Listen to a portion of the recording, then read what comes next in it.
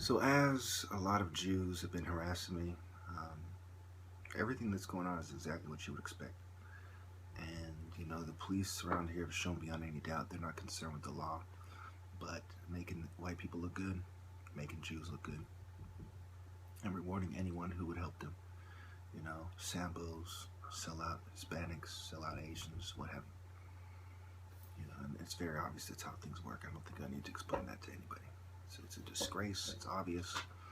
Um, these people, they think that they're so cool and they drive their nice cars and they have nice clothes and jewelry and whatever they have. They don't realize that we're looking at them like you're a fucking traitor. You might get props from other traitors. I compare it to the PC unit in prison or something, right? Protective custody, administrative segregation, whatever you ninnies call it, right?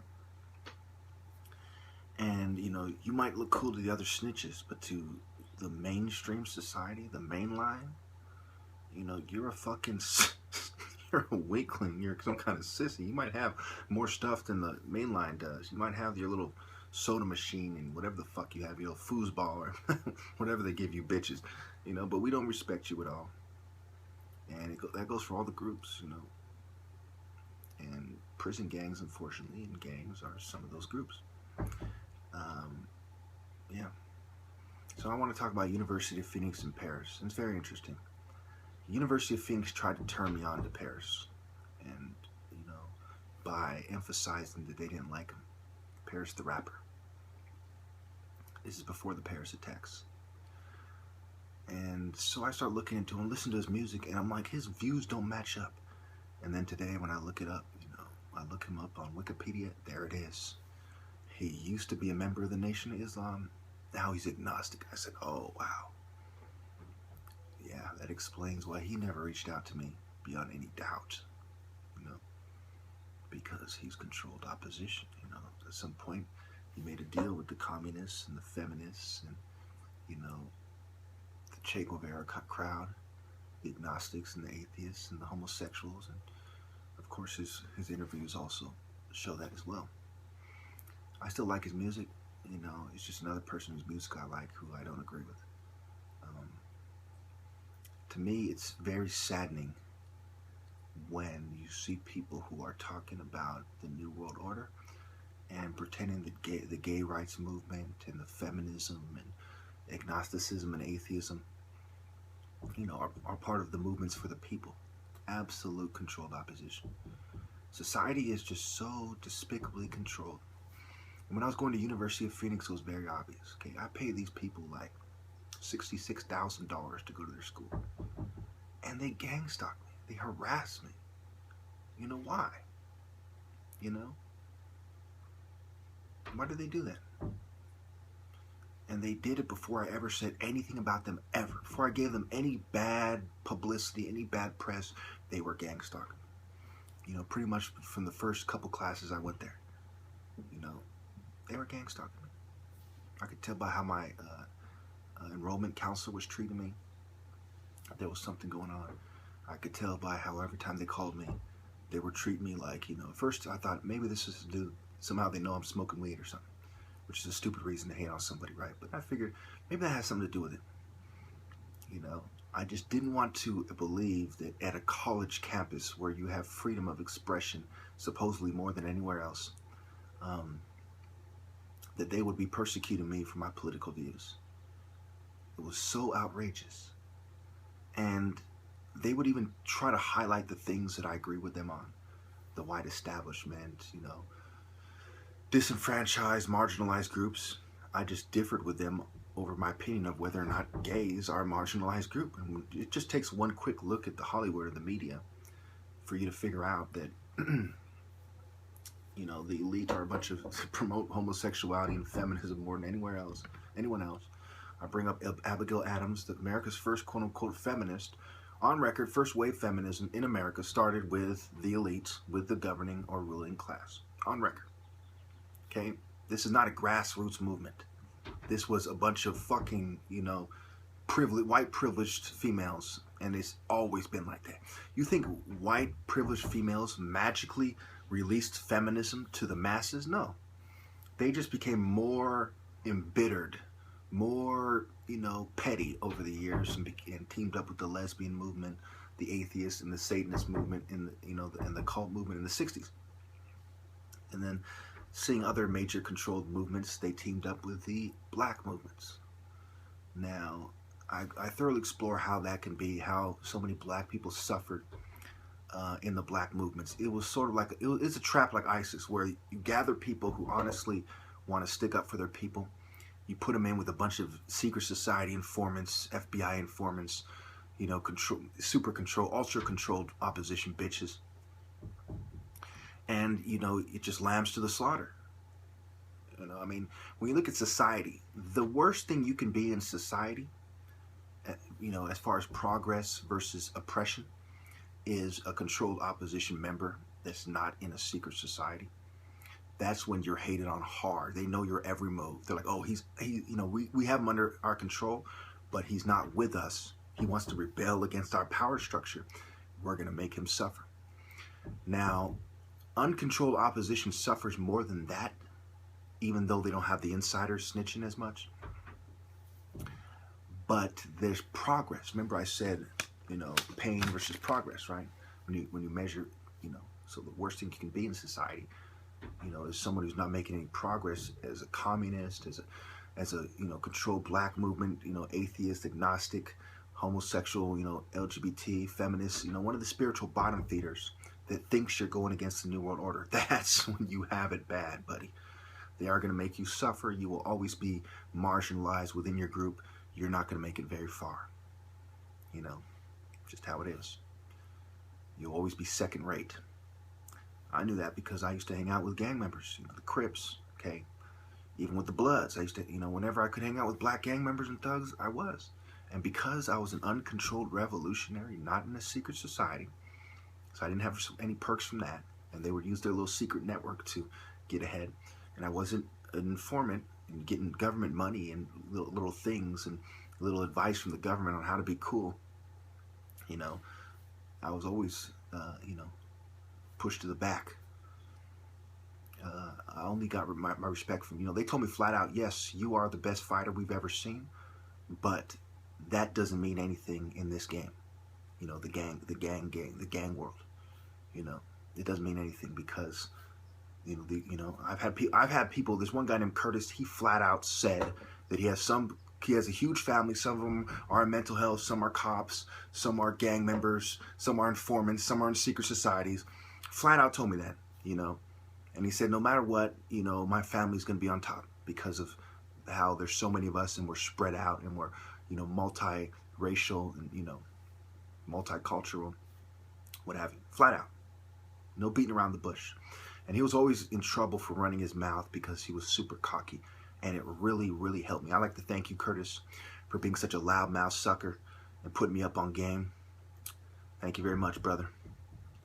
Anyway, so as I'm looking at this whole thing, right, University of Phoenix, you know, now it's very interesting. It's just like the psych ward. In fact, one of their major departments is psychology. Okay, a lot of people go there for their psychology degree, and just like with the psych ward, there's you know, University of Phoenix is pretty much your typical feminist kind of campus. You know, where you have feminist-friendly guys, maybe one or two, maybe a small amount of controlled opposition guys or Republicans working there, but a whole lot of feminist-friendly people. And you have, you know, your big women there, you know, who feel comfortable, and they're going out of the way to make them feel comfortable. And I'm not saying there's anything wrong with that. You know, that by itself.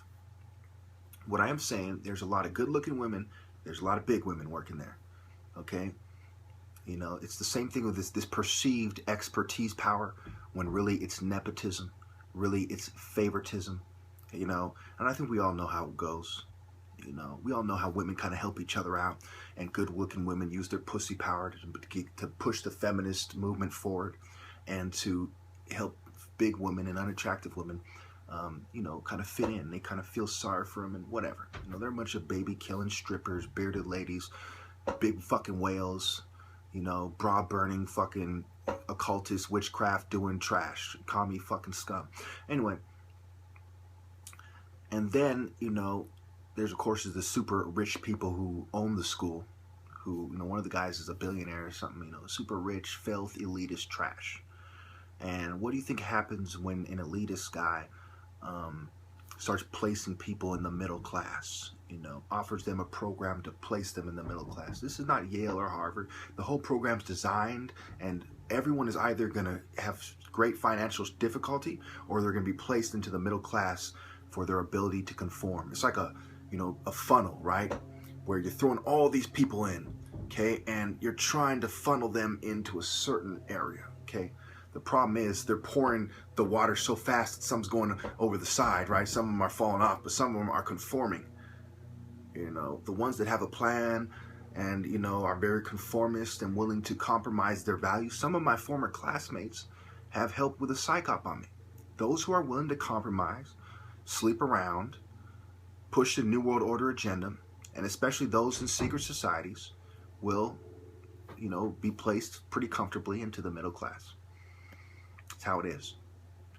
It is a fucking disgrace. Okay, trust me. They were giving me a hard time from the start because I went back to college in 2010 after having credits I didn't apply from, you know, Gavilan and De Anza and some shit like that, right? Some community colleges. And then, you know, San Jose State Summer School. Those were college applicable credits as well. I didn't use math.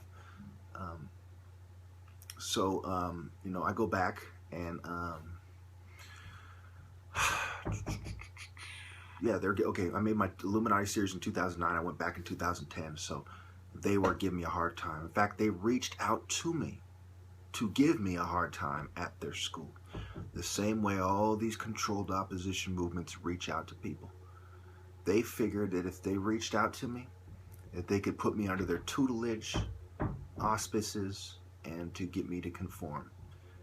Conform by necessity, if you will, because of student loans, which is an added pressure and more pressure to conform and to dress how they want you to dress and to conform to mainstream American satanic eugenic social norms. That's how it is. I have no love in my heart for those people whatsoever, you know, because of what they believe, how they do things. There's even a fucking dress code there, you know. It reminds me of a private school or something. Now, I'm not saying you shouldn't go there. You know, if you want to be a bootlicker, by all means, go there. You know, I'm not here to stop you. You know, it didn't work for me because I'm an uncontrolled revolutionary who's not with the New World Order. But whether most of you want to admit it or not, most of you are with the New World Order. If you go there, you know, and you keep up your conformist attitude, you'll probably be successful. If you don't make videos, you keep your mouth shut. You only say things that they want you to say. You know, you live in a liberal town, for example, you live in San Francisco, and you talk about gay rights and feminism all day on your YouTube channel, you'll be fine. You make friends with everybody in your city and all your potential employers, you'll do great in life. But you're a fucking coward. I don't respect you in the slightest, but hey, you know, you want to make it in life? Fine. You want to make it in the afterlife? Then you pretty much have to do the opposite. Yeah.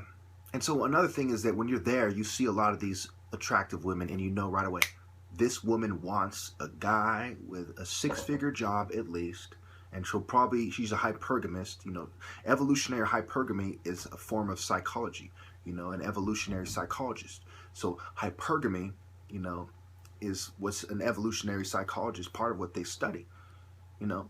So, and they have a psychology department. I mean, they're just so, on so many levels, they teach you to be a gold digger.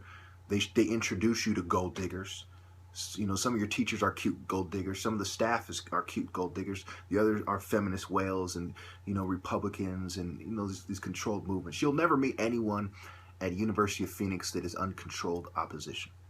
But that's pretty much every college in fucking America. So, you know, that's how it is. And the biggest offenders are Ivy League schools. Yale, you know, Harvard, and especially Yale. Yale's notorious for their secret society filth. But I'm almost out of time. Basically, I paid these people a lot of money to go to their school. I graduated. I'm technically alumni, and they have the nerve to gang stalk me for being right and not a conformist coward like they are. Thank you.